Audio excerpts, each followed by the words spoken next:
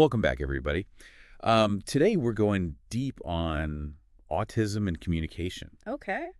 specifically how children with autism develop speech and communication skills. Yeah.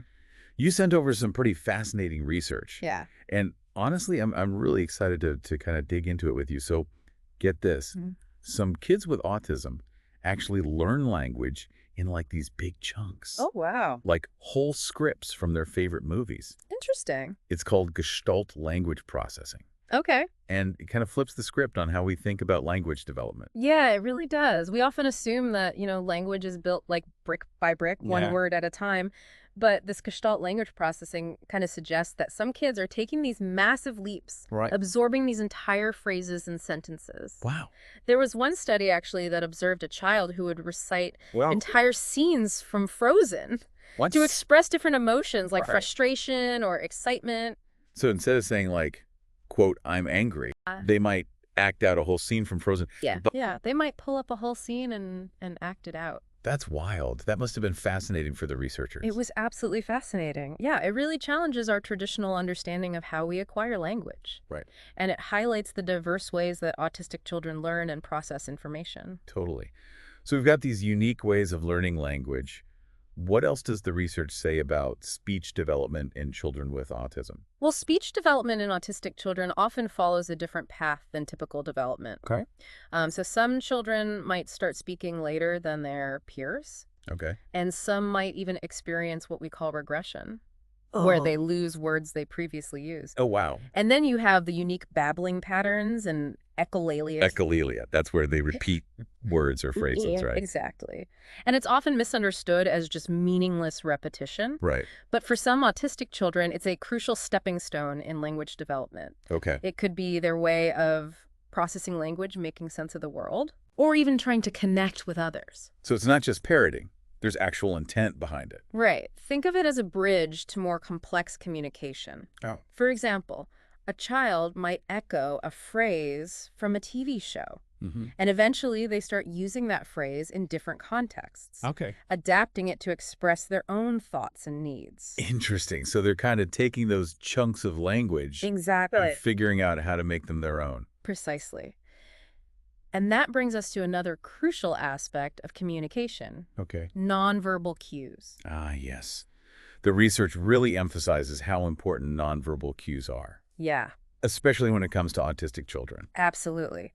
While some autistic children might use fewer gestures than their neurotypical peers, Okay. their body language, their facial expressions, even the way they use their eyes can be incredibly expressive. It's like a whole other language we need to learn. Exactly.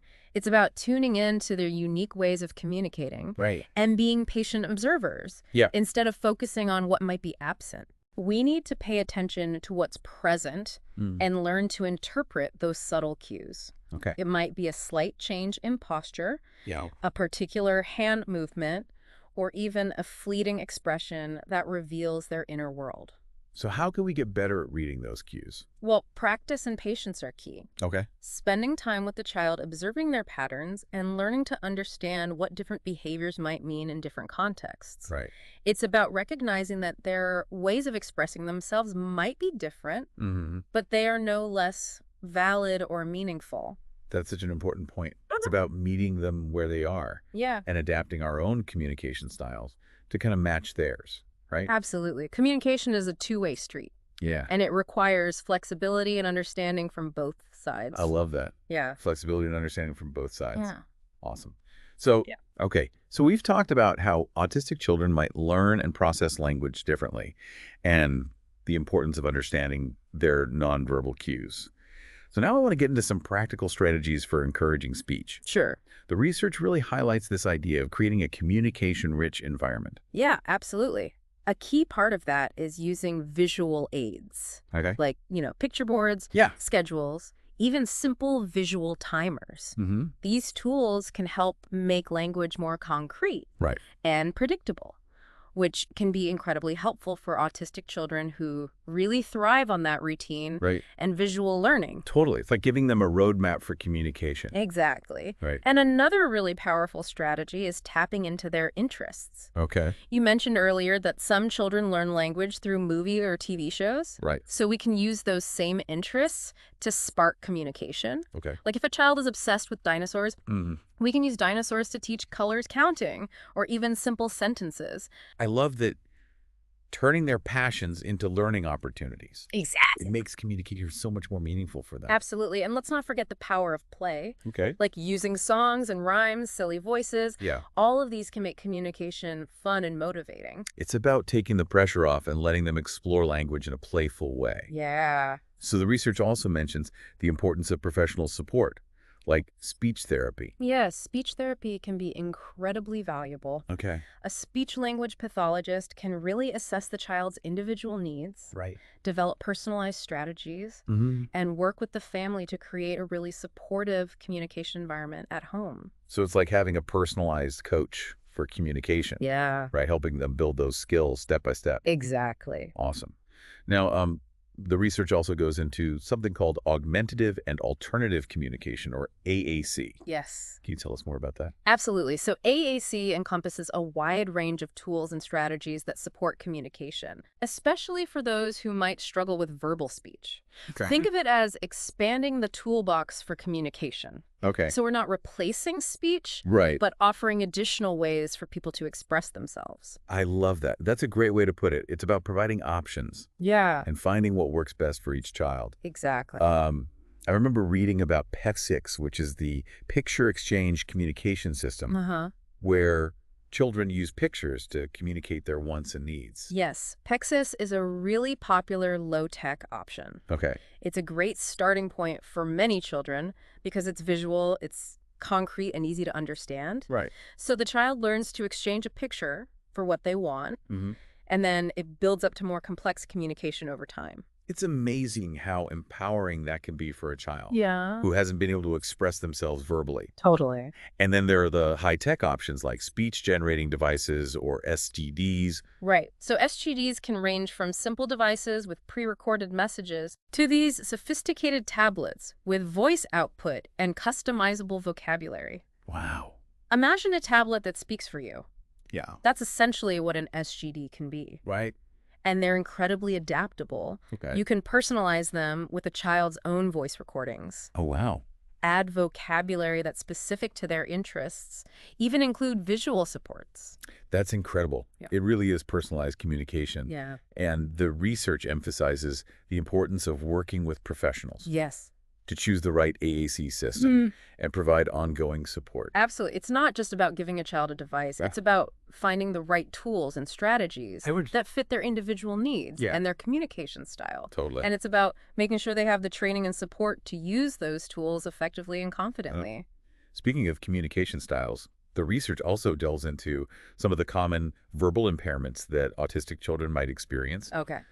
Things like robotic speech Yeah. and little professor speech. Can you shed some light on those? Of course. So robotic speech is a term we use to describe speech that sounds very monotone, Okay. lacking that typical inflection and variations in pitch that we hear in everyday conversation. Right. So it can sometimes sound like a robot talking. Yeah. And then there's little professor speech where a child might use very formal language, Okay. often with big words and complex sentence structures that seem beyond their years. Yeah.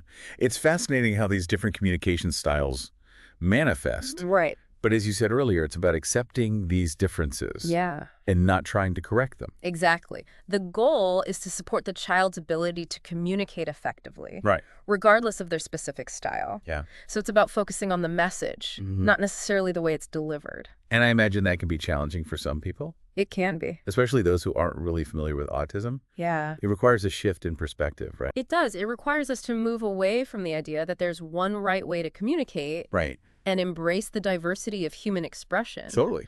You know, it's about recognizing that these variations are not deficits, Yeah. but simply different ways of processing and interacting with the world. And that leads us to this broader concept of neurodivergent communication, Yes. right? The research highlights some key differences Okay. between neurotypical and neurodivergent communication styles. Mm. For example, autistic individuals often interpret language very literally. They might struggle with social cues or idioms. Mm-hmm. They might rely more on nonverbal communication, Yeah. have unique ways of expressing emotions, and may need more time to process information and respond.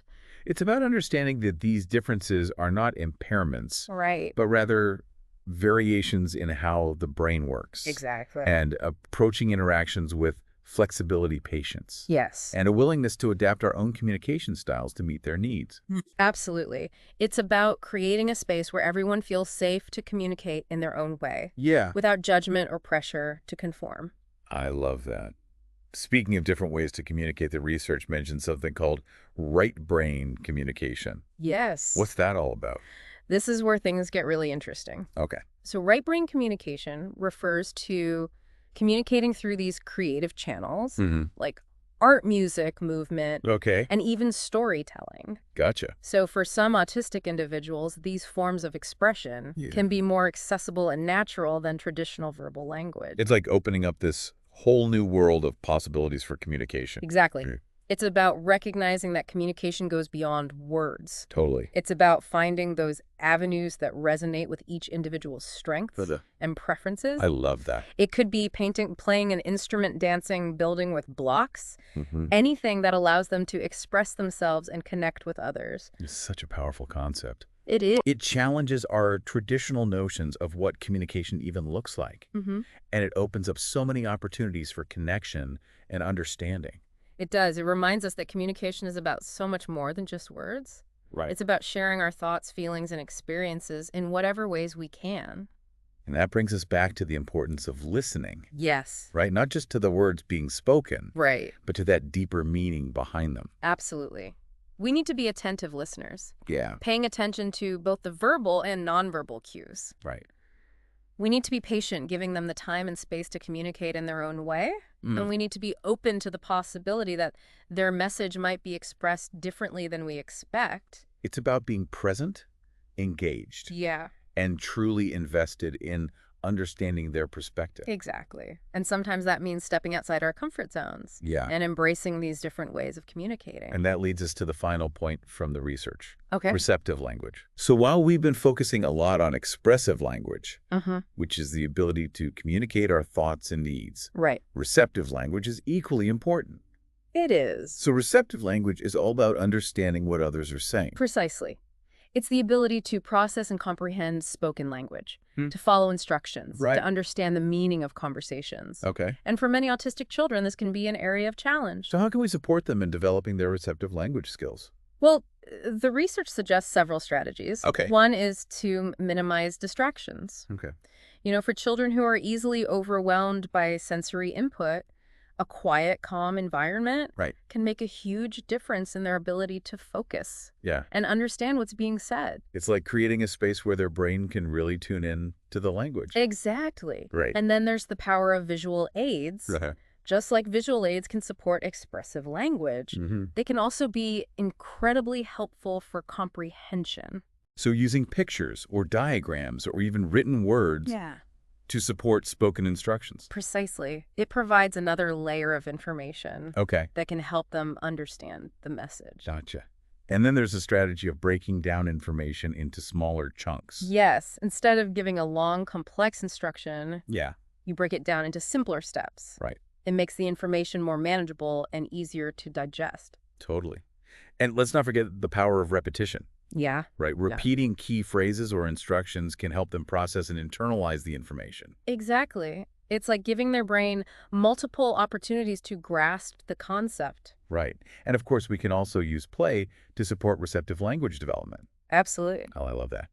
How would that work? Think of games that involve following directions, like Simon says, Oh, yeah. or simple board games, Okay. or activities like building with blocks, Mm-hmm. where you give verbal instructions like put the red block on top of the blue block. It's sneaky learning. They're having fun and developing those crucial listening skills at the same time. Exactly. It's about finding creative ways to make learning engaging and enjoyable. I love that. And remember, patience is key. Going on. Developing receptive language takes time and practice. So it's about celebrating those small wins, those moments of understanding, Yeah, and recognizing that progress might not always be linear. absolutely. Yeah. Every step forward, no matter how small, is a victory. Okay, so we've covered so much Yeah. about how autistic children communicate the importance of meeting them where they are and providing that right support. Yeah. So where do we go from here? What's the biggest takeaway you want our listeners to walk away with? The key takeaway, I think, is this. Every child with autism communicates in their own way. Mm. Our job is to listen to observe, Yeah. to try to understand their individual strengths and challenges, Right. and then we can provide the tools and support that empower them to connect with the world around them. It's about recognizing that communication isn't one size fits all, right? We need to embrace those differences and celebrate the unique ways that each child expresses themselves. It might even challenge our own assumptions about what communication looks like. Yeah. You know, it encourages us to be more open Right. to different ways of expressing ourselves and connecting with others. Absolutely. So to wrap things up, is there a final thought you'd like to leave our listeners with? Sure. Mm. As you delve deeper into the world of autism and communication, Mm-hmm. remember that it's a journey, not a destination. Oh, I like that. There's always more to learn, Mm-hmm. more ways to grow, Yeah. more ways to connect. Embrace the journey, be patient with yourself and with the child, and celebrate every step forward. Beautifully said. Well, thank you so much for joining us on this deep dive into this fascinating world of autism and communication. My pleasure. Until next time, keep exploring, keep those conversations going.